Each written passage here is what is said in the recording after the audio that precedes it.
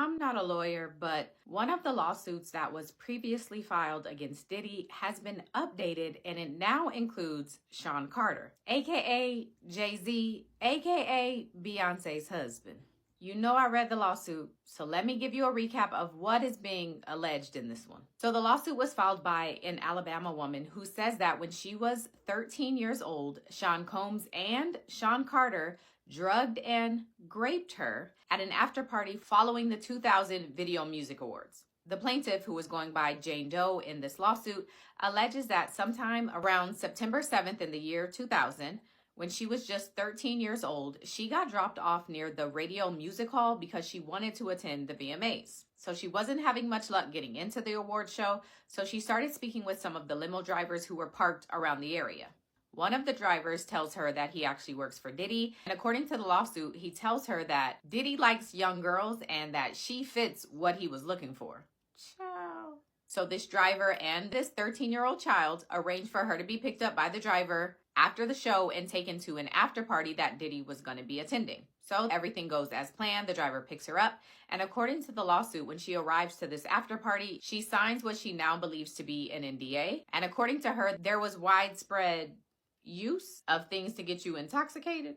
And after accepting a drink herself, the plaintiff, who again was 13 at the time, quote, began to feel woozy and lightheaded. The plaintiff goes on to say that she goes into a room, and soon after entering into this room, Sean Combs, aka Diddy, enters the room along with defendant Sean Carter, aka Jay-Z, and a female celebrity who the lawsuit is noting as Celebrity B. Celebrity B?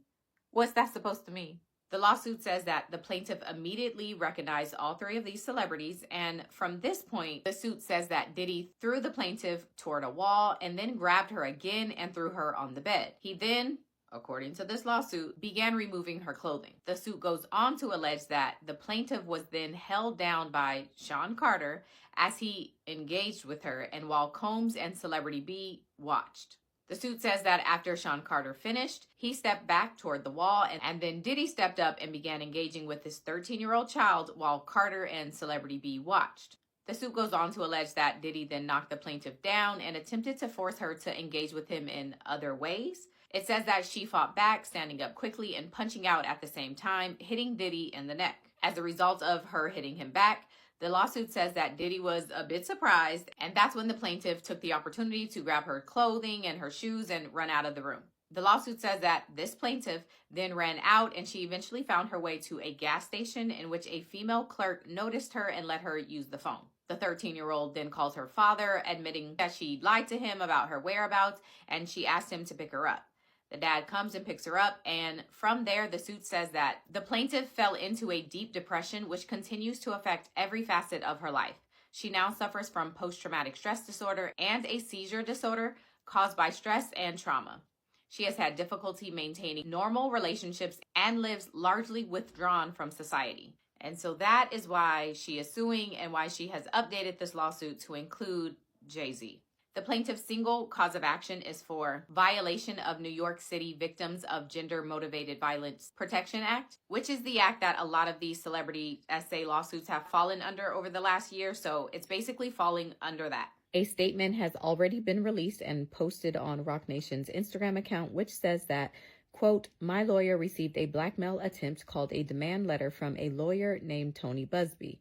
What he had calculated was the nature of these allegations and the public scrutiny would make me want to settle. No, sir. It had the opposite effect. It made me want to expose you for the fraud you are in a very public fashion. So no, I will not give you one red penny. These allegations are so heinous in nature that I implore you to file a criminal complaint, not a civil one. Whomever would commit such a crime against a minor should be locked away. Would you not agree? These alleged victims would deserve real justice if that were the case. This lawyer, who I have done a bit of research on, seems to have a pattern of these type of theatrics. I have no idea how you have come to be such a deplorable human, Mr. Busby, but I promise you I have seen your kind many times over. I'm more than prepared to deal with your type. You claim to be a Marine. Marines are known for their valor. You have neither honor nor dignity. My only heartbreak is for my family. My wife and I will have to sit our children down, one of whom is at the age where her friends will surely see the press and ask questions about the nature of these claims and explain the cruelty and greed of people. I mourn yet another loss of innocence. Children should not have to endure such at their young age.